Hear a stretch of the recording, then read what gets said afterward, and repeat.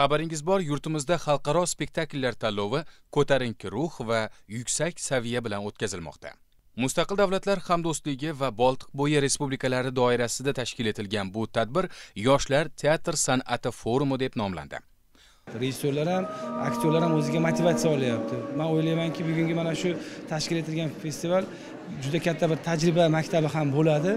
Qolaversa, o'sha tashrif buyurayotgan davlatlar o'zlarini eng yuqori saviyadagi spektakllarni olib kelishyapti. Bu bo'lsa, u ham bo'lsa bizni mana shu tajriba almash nuqtai nazaridan rejissyorlarga, aktyorlarga yangicha bir fikrlar tug'ilishiga, ijodiy fikrlarning uyg'onishiga, ijodiy g'oyalarni yuzaga kelishiga turtki bo'lyapti.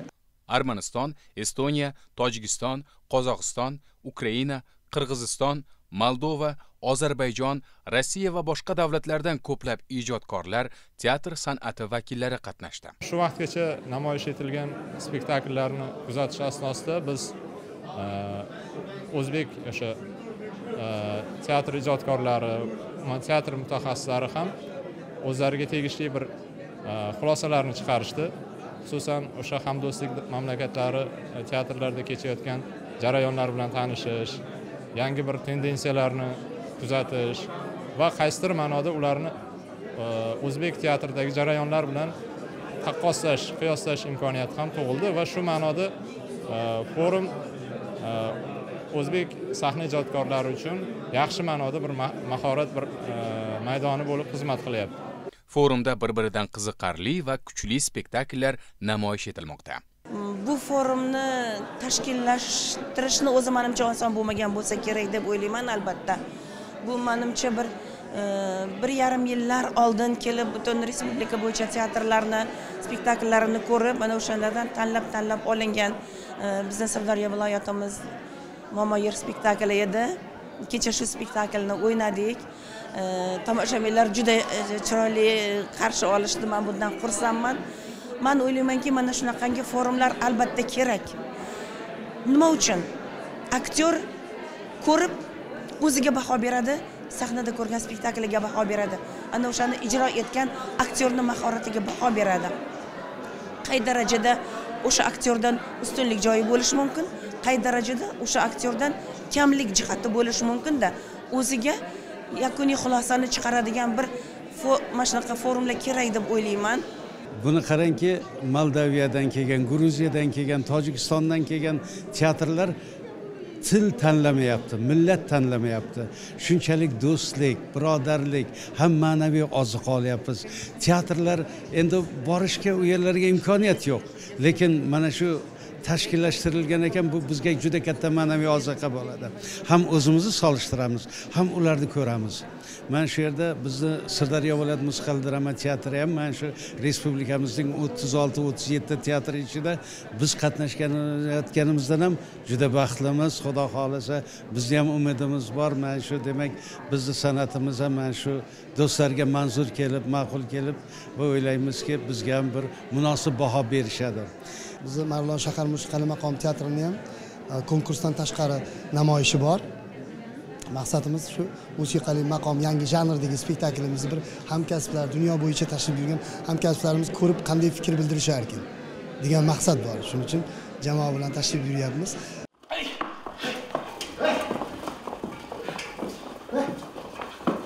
Ай, который час, а? 11 часов. Я лишил себя плохо у одного из моих жильцов. Правда, в ту сторону. Глупо потерять и то, и другое. Tadbirning 3-kunida tojikistonlik san'atkorlarning Sadriddin Ayni asari asosida ishlangan Sutxo'rning o'limi spektakli taqdim etildi. Bu asar ham tomoshabinlar va hay'at a'zolari tomonidan yaxshi kutib olindi. Tojikiston Respublikasi Davlat musiqali drama teatrining ijodkorlari tomonidan havola etilgan bu asar qiziqarli voqealarga boyligi bilan ajralib turadi.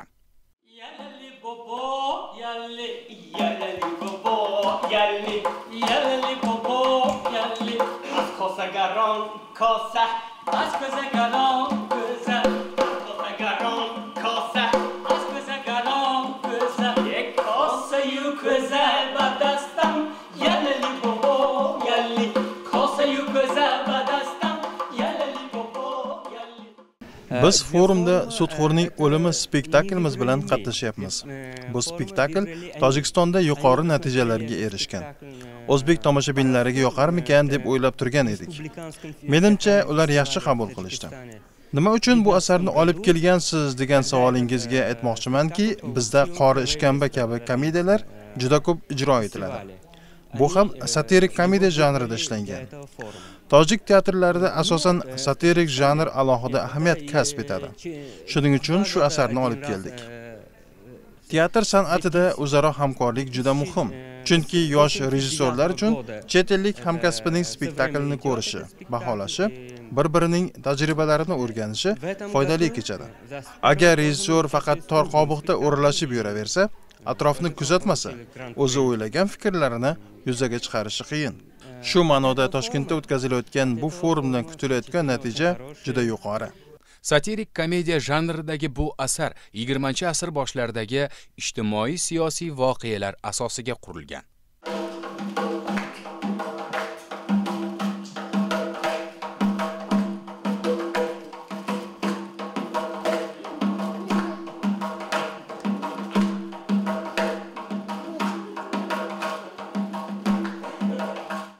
Sadriddin Ayni o'sha paytda jamiyatda ildiz otgan sudxo'rlik, to'rachilik, o'zi bo'larchilik masalalarini qamrab olgan holda ajoyib pyesa yaratgan edi. Buni qarangki, 100 yil avval qalamga olingan illatlar hozirga qadar dolzarb. Tojikistonlik san'atkorlarning bu asari ajoyib ijro va rejissyorlik talqini tufayli e'tibor qozondi. Garchi spektakl oddiy maishiy voqealar asosiga qurilgan bo'lsa-da, lekin ijodkorlarning aytmoqchi bo'lgan xulosasi bor. Sudxo'rlik qilib, oson yo'l bilan daromad orttirishning oqibati og'irdir. Yo'qsa, spektakl bosh qahramonining holiga tushishingiz mumkin. Sadriddin Aynining Sudxo'rning o'limi asari asosida spektakl sahnalashtirilgan ekan. Spektaklni ko'rsangiz, Toshkentga sayohatdagi boy obrazini ko'rasiz-da. Lekin juda ham rang-barang, rejissyorskiy topilmalari juda ham chiroyli ijro qilingan aktyorlar tomonidan. Bu g'oyada sudxo'rlik qilmaslik kerak, odamlarning haqqini yemaslik kerak. Mana shu narsani ilgari surilgan. Soddalik bilan o'sha odamlarning haqqini yeyotgan sudxo'rni pulini olishdi oxiri. Shu fojiasi shunda bo'lyapti. Xullas, forumda yuqori o'rinlar uchun kurash juda qizg'in ketmoqda. Shu bilan birga Toshkent shahri bugun do'stlik, san'at va birodarlik shahriga aylandi. Tadbir doirasida taqdim etilgan yana bir spektakl Kiyev akademik teatrining Oltin darvoza deb nomlangan spektakli edi.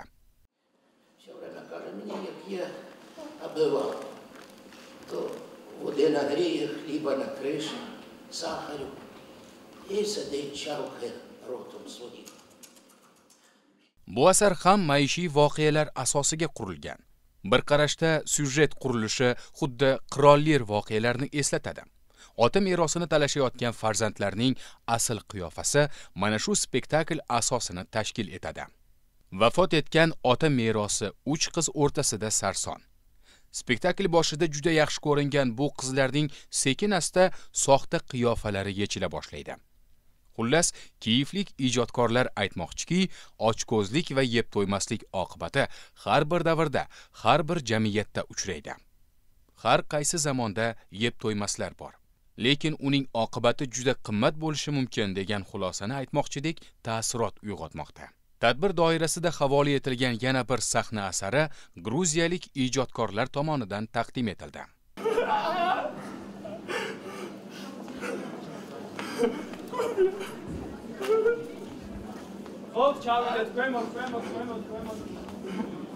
Aslida spektakl Ilhom teatri foyesidan boshlandi. Bu bilan ijodkorlar murakkab bir spektaklga tomoshabinni oldindan tayyorlab olishni maqsad qilgan edi. Marat bog'i deb nomlangan bu spektakl voqealari falsafiy psixologik ruhda ishlangani bilan ajralib turibdi. Spektakl 20-asrda Yevropa jamiyatida ro'y bergan siyosiy ijtimoiy voqealar asosiga qurilgan. Aslida barcha jarayonlar jinnixonada ro'y beradi. Telbalar aqldan ozgan kishilar tomonidan spektakl sahnalashtirilishi bilan boshlanadi.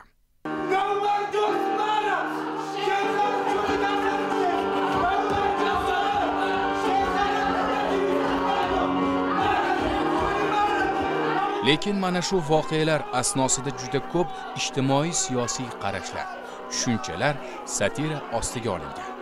Ayniqsa rejissyor o'zgacha talqinni, o'zgacha uslubni taqdim eta oldi. Bir qaraganda absurd teatriga, yana bir qaraganda Brecht teatriga o'xshab ketadigan bu spektakl tomoshabinni sergaklantirib qo'yadi. Teatrdan shunchaki chiqib ketish mumkin emas. Chunki ushbu spektakl chuqur o'y va mulohazaga chorlashi bilan ham ahamiyatli bo'ldi. Spektakllar namoyishi davom etmoqda. Oldinda Rossiya, Belorussiya, Armaniston va Qirg'iziston davlatlaridan qatnashayotgan ijodkorlarning spektakllari namoyish etiladi. Jarayonni kuzatishda davom etamiz.